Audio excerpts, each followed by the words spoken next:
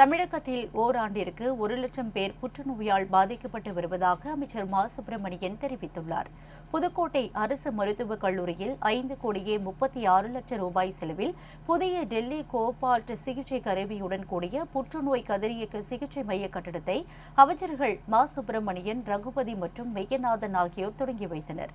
இதன் பிறகு செய்தியாளர்களிடம் பேசிய அமைச்சர் மா சுப்பிரமணியன், புதுக்கோட்டை மாவட்டம் தன்னிறைவு பெற்ற சுகாதார மாவட்டமாக இருந்து வருவதாகவும், இந்தியாவிலேயே தமிழகத்தில்தான் பெண்களுக்கான கருப்பை வாய் புற்றுநோய் தடுப்பூசி போடும் திட்டம் தொடங்கப்பட்டுள்ளதாகவும் தெரிவித்தார். இதுவரை 3,38,000 குழந்தைகளுக்கு கருப்பை வாய் புற்றுநோய் தடுப்பூசி போடப்பட்டுள்ளதாகவும், மருத்துவ சேவையில் தமிழகம் முன்னோடி மாநிலமாக இருப்பதால்தான் ஐநா மன்றம் நம்மை அங்கீகரித்து விருது அளித்துள்ளதாகவும் அமைச்சர் மா சுப்பிரமணியன் தெரிவித்தார்.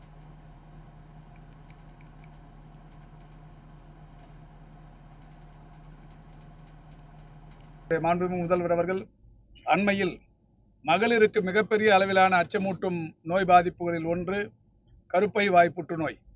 கருப்பை வாய் புற்றுநோயை கருவிலேயே அழித்தொழிப்பதற்கு 14 வயது இளம்பெண்களுக்கு தடுப்பூசி ஒன்றை, ஹியூமன் பாப்பிலோமா வேக்சின் என்கின்ற HPV தடுப்பூசி போடும் திட்டத்தை தமிழ்நாட்டில் தொடங்கி அரசு மற்றும் அரசு நிதி உதவி பெறுகிற பள்ளிகளில் 3,38,649 பெண் குழந்தைகளுக்கு அந்த தடுப்பூசி போடும் திட்டத்தை வெற்றிகரமாக தொடங்கி வைத்தார்கள். அந்த திட்டமும் ஒரு 4 மாவட்டங்களில் முதல் கட்டமாக தொடங்கப்பட்டு மிக வெற்றிகரமாக நடைபெற்றுக் கொண்டிருக்கிறது. தனியார் மருத்துவமனைகளில் அந்த தடுப்பூசி போட்டுக்கொள்ள வேண்டும் என்று சொன்னால் ஒரு 25,000 ரூபாய் குறைந்தபட்சம் செலவாகும்.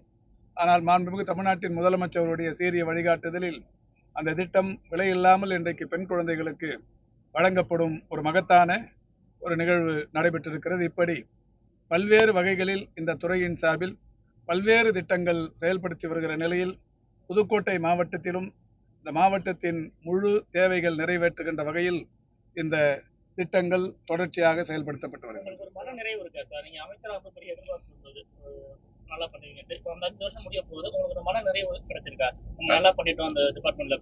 மாண்புமிகு தமிழ்நாட்டின் முதலமைச்சர்களால் இந்த பொறுப்புக்கு நாங்கள் அமர்த்தப்பட்ட போது பத்திரிகையாளர் சந்திப்பில், முதல் பத்திரிகையாளர் சந்திப்பில் நான் சொன்னது, உங்களுடைய இலக்கு என்ன என்று கேட்டார்கள். அப்போது நான் சொன்னது, ஒட்டுமொத்தமாக தமிழ்நாட்டின் மக்கள் அரசு மருத்துவ சேவையை முழுமையாக பயன்படுத்திக் கொள்ளுகிற நிலை ஏற்படுத்துவதுதான் எங்களுடைய இலக்கு என்று சொன்னோம்.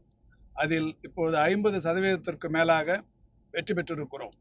மகப்பேறு இறப்பு விகிதமாக இருந்தாலும், சிசு மரண விகிதமாக இருந்தாலும் இந்தியாவின் சதவிகிதத்தை காட்டிலும் மிகப்பெரிய அளவிலான வெற்றியை பெற்று இந்தியாவிலேயே மகப்பேறு இறப்பு சதவிகிதத்திலும் சிசு மரண விகிதத்திலும் மகத்தான சாதனையை படைத்திருக்கிறோம். கட்டமைப்புகள் மேம்படுத்துவது மட்டுமல்ல, பணியிடங்கள் நிரப்புவதிலும் இன்றைக்கு 100% வெற்றி கண்டிருக்கிறோம்.